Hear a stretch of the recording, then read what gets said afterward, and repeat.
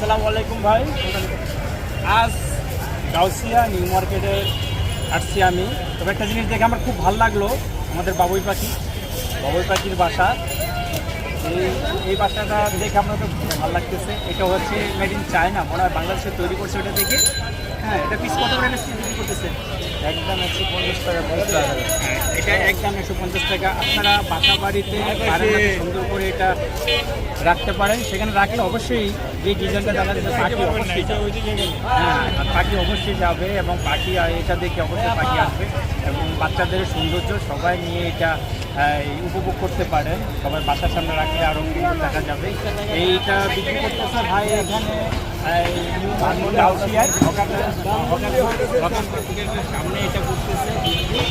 হ্যাঁ, এই জিনিসটা খুব সুন্দর, নিয়ে নিতে পারেন, কিন্তু রিজনেবল প্রাইসটা খুব সুন্দর প্রাইস দিচ্ছে, বেশি না, 150 টাকা করে দিচ্ছে।